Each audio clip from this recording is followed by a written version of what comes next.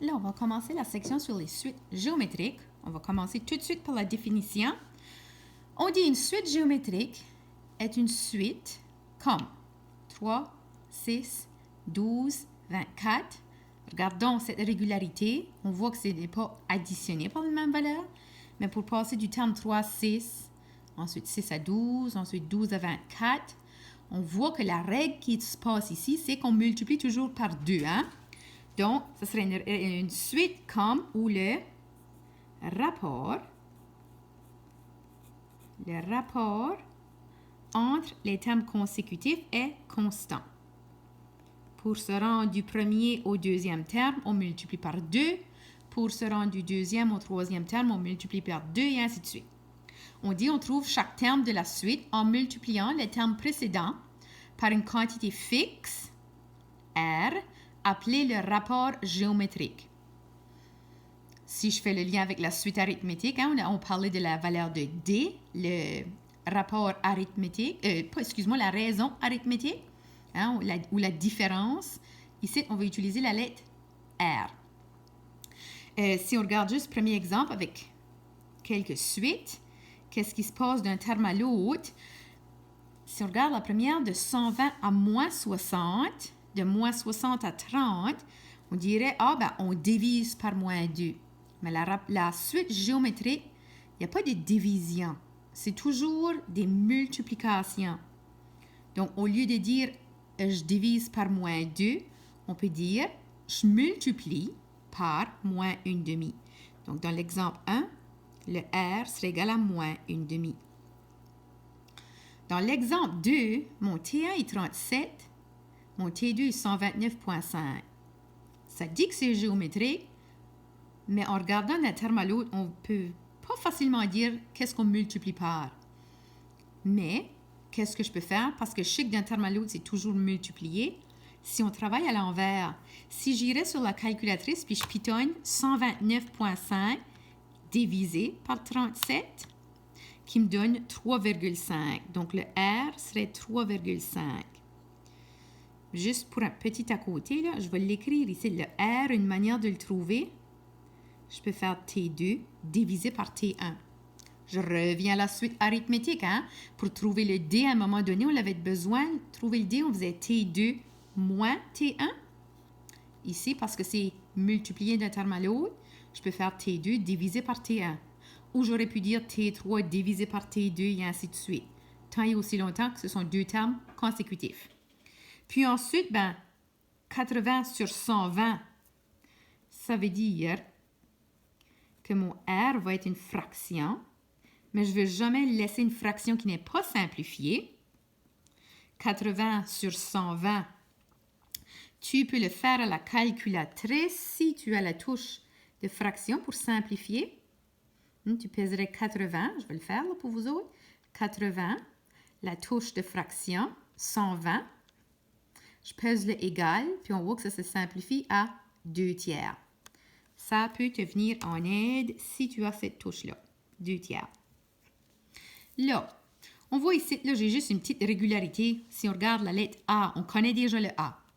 Le A, que ce soit arithmétique ou géométrique, c'est le premier terme de la suite, hein, mon T1. Puis là, ensuite, pour aller d'un terme à l'autre, on s'est toujours multiplié par la valeur de R. Hein? Donc, A fois R, qui serait le deuxième terme. A fois, j'aurais pu mettre RR, mais ce serait R à la 2, en utilisant les lois des exposants et ainsi de suite. Donc, ma formule, ça va être A multiplié par R. Examine le quatrième terme, le R élevé à l'exposant 3. Le troisième terme, le R élevé à l'exposant 2. Donc, l'exposant, ça va être N-1. Ça, c'est la formule pour travailler les suites géométriques. A fois R à la N-1. On connaissait déjà le Tn aussi. Le Tn, c'est le terme général. A est mon premier terme. Puis R, c'est la raison arithmétique, ou je peux dire le rapport aussi. Là, allons regarder quelques exemples.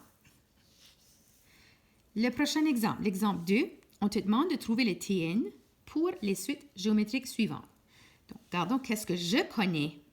Ici, j'ai le A qui est 2. Puis ensuite, si on regarde la règle d'un terme à l'autre, de 2 à 6, de 6 à 18, on multiplie par 3.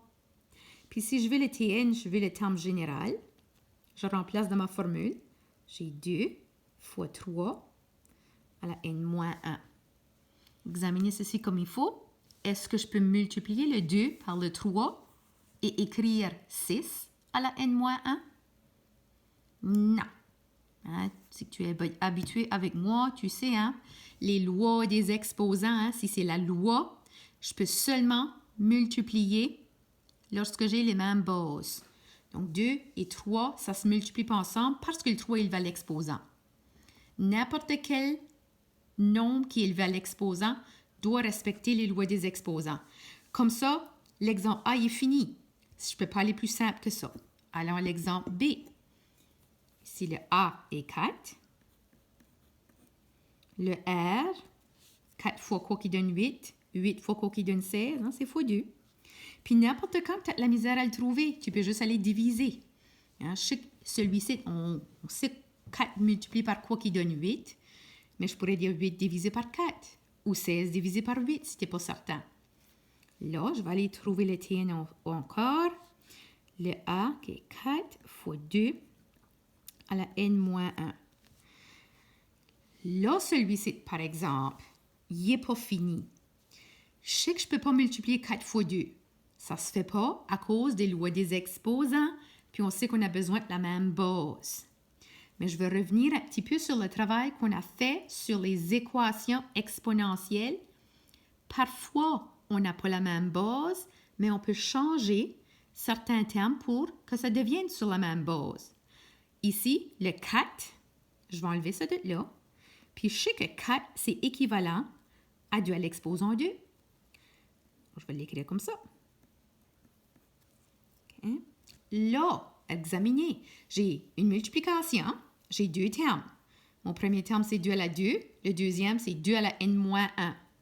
Loi des exposants pour la multiplication, ça dit, si tu as les mêmes bases, tu additionnes les exposants. Donc, 2 plus le n-1. Je regroupe les termes semblables. J'ai juste un terme en n, puis 2 moins 1, il me reste plus 1. Donc, celui-ci, là, il y a son plus 1. Mon terme général sera 2 à l'exposant n plus 1. Puis, l'exemple C, le A est 125. Le R, si je regarde du premier au deuxième terme en cours, je vais dire, je divise par 5. Mais la suite géométrique, elle est toujours multipliée pour te rendre au prochain terme. Fait, au lieu de dire je divise par 5, dites plutôt je multiplie par 1/5. Hein? Ou si tu regardes T2 sur T1, 25 sur 125 se simplifie à 1/5. Je remplace dans ma formule 125 fois 1/5 à la n-1. Puis si tu te rappelles encore des bases, tu te rappelles probablement que 125 est équivalent à 5 à l'exposant 3. 5 à l'exposant 3. Là, je veux les mêmes bases. Hein? Mais je vois que mon R était 1/5. Comment faire pour renverser la base? Je peux écrire 5, puis l'exposant va changer de signe. Hein? Donc, au lieu d'avoir n-1, j'aurai moins n plus 1. Si tu renverses la base, ça change le signe de l'exposant. Loi des exposants. Puis là, maintenant, j'ai les mêmes bases. J'additionne les exposants. Il suffit que le terme en n est négatif. Je vais additionner mes constantes le premier. 3 plus 1, ça va me donner 4 moins n. Juste pour revenir au début de l'exemple, moi, j'ai choisi de mettre les deux termes sur une base de 5. Au lieu, j'aurais pu laisser mon R comme qui était là, revenir à mon 125, que je sais qu'il est 5 à la 3, mais pour l'écrire comme le terme en R, j'aurais pu mettre 1 sur 5 à l'exposant moins 3. Hein? J'aurais pu renverser cette base-là, puis laisser le R à 1/5 à la n moins 1. comme réponse, j'aurais 1/5 à l'exposant n moins 4. Puis si on regarde une ou l'autre des réponses est bonne, puis gardez 5 à l'exposant 4 moins n ou 1/5 à l'exposant n moins 4, c'est la même chose. La base a été renversée, donc les signes des exposants ont été renversés aussi.